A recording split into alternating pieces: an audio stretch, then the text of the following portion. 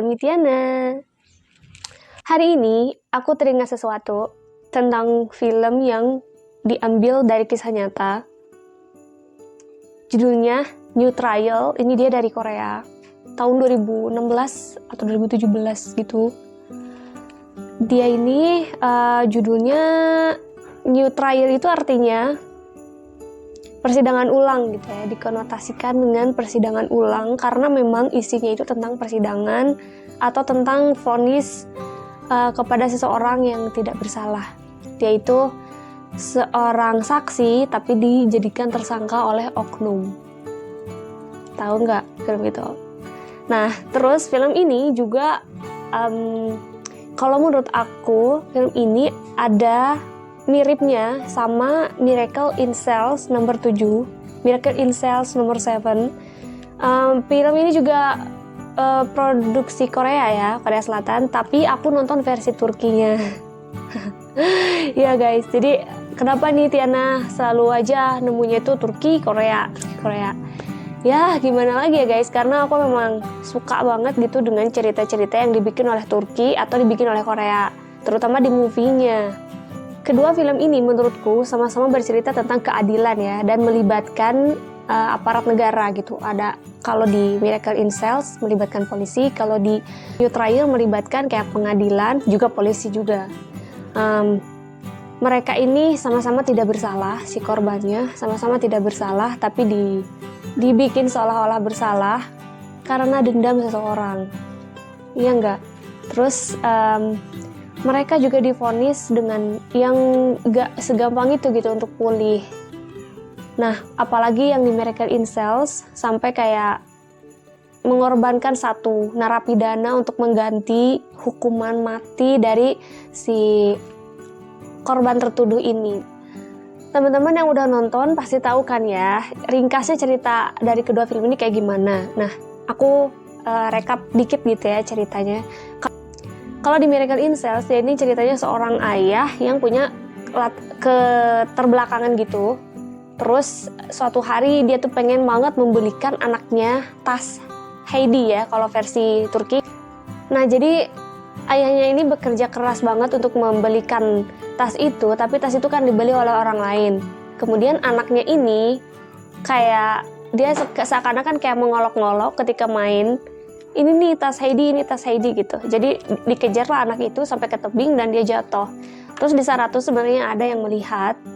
Yang melihatnya itu ternyata polisi yang membelot. Ya, dalam keterangan itu polisi yang membelot atau yang polisi yang kayak dia kabur gitu dari tugasnya. Nah, terus ngelihat kejadian itu. Pas dia mau memberikan keterangan sebagai saksi, dia malah dibunuh oleh kolonelnya sendiri gitu. Karena anak yang meninggal itu merupakan anak dari kolonelnya itu, putrinya itu. Ya, gimana ya? Orang yang benar malah dibunuh gitu. Jadi akhirnya bukti untuk membebaskan tertuduh itu tidak ada gitu. Jadi menurutku itu benar-benar kayak sebenarnya kalau polisinya bijaksana dan mau menaati hukum, sebenarnya bisa aja dibebaskan kan dalam dunia. Harusnya gitu ya, yang harusnya ya udah dibebaskan kan, ini udah ada saksi, udah ada bukti gitu bahwa ini orang tidak bersalah. Tapi ya menurutku memang ini orang dipenuhi dengan dendam atau dipenuhi dengan kayak aduh nggak terima anakku mati karena dia gitu, padahal kan memang salah anaknya yang terpleset gitu. Dan juga sebenarnya itu gimana ya, benar-benar nggak tahu ya ini apakah memang kayak pengen menunjukkan bahwa akal sehat itu beneran nggak ada ketika dendam gitu ya. Udah jelas-jelas gitu, itu tuh si korban yang tertuduh adalah keterbelakangan gitu loh. Jadi kan sebenarnya orang keterbelakangan itu kan nggak bisa ya dihukum, iya kan? Tapi dia dihukum karena memang dendamnya itu. Nah, terus cerita yang kedua, nah ini tuh filmnya itu tentang New Trial ya, tentang pengadilan. Film yang kedua ini tentang persidangan ulang gitu, karena memang ditemukanlah ketidakbenaran dalam kasusnya gitu, dalam bukti-buktinya. Nah, si yang tertuduh ini adalah anak remaja umur kayak 14 atau 15 tahun. Umur 14 atau 15 tahun. Dia ini bekerja di kafe, terus Nah, di kafe tempat dia bekerja itu mau terjadi pemerkosaan gitu oleh pembeli, di mana pembeli ini merupakan oknum polisi ya, oknum polisi yang memasukkan keterangan tersangka ya. Terus si oknum polisi ini ingin memperkosa seorang karyawan di situ, terus ditolongin sama si bocah ini gitu. Nah, terus dia tuh mengamankan satu buah pisau, terus dibawa ke motornya karena tadinya si perempuan ini ingin membunuh si polisi. Karena dilarang atau dicegat oleh si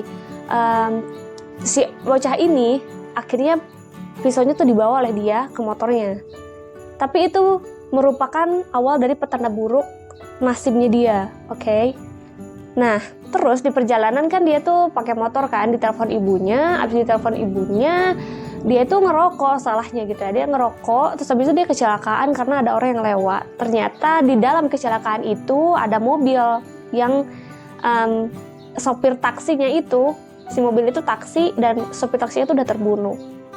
Nah, pada saat yang sama, polisi yang tadi di kafe itu sedang menangani TKP itu ya, sedang berada di TKP itu bersama rekan-rekannya. Nah, terus tiba-tiba dia ngelihat anak itu, si bocah itu yang pakai motor itu lapor malah ke polisi bahwa tadi ada orang yang gini gitu. Malah abis itu polisinya itu malah menjadikan dia tersangka dan dia diinterogasi di sebuah losmen, coba bukan di kantor polisinya gitu ya. Dia diinterogasi sambil dilecehkan gitu loh, sambil kayak disuruh telanjang, ditendang-tendang, disiksa kayak gitu.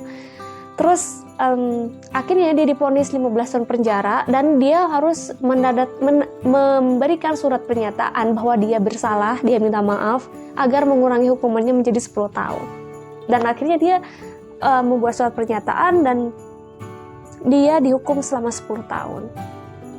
Well, dari kisah kedua ini menurutku sama-sama dendam gak sih gitu? Karena memang dari seseorang yang dia, si oknum polisi ini atau detektif ini, dia ini pengen memuaskan nafsunya kepada seorang perempuan, terus ditolongin oleh si bocah itu, terus kebetulan ada kejadian di jalan di TKP, bocah itu lewat, tadinya dia yang dijadikan tersangka, ya nggak sih gitu, kayak gimana sebenarnya ini memang penyelidikan yang dia setorkan kepada pengadilan atau kepada polisi itu memang kayak itu dia nggak ngada-ngada gitu, ngada-ngada banget, tapi memang kayak nggak ngerti dia kerja sama siapa gitu ya, tapi akhirnya dia lolos, kasus itu lolos dan akhirnya anak ini dipenjara selama 10 tahun. Nah, terus nggak berhenti di situ, dia tuh mamanya sampai kayak buta.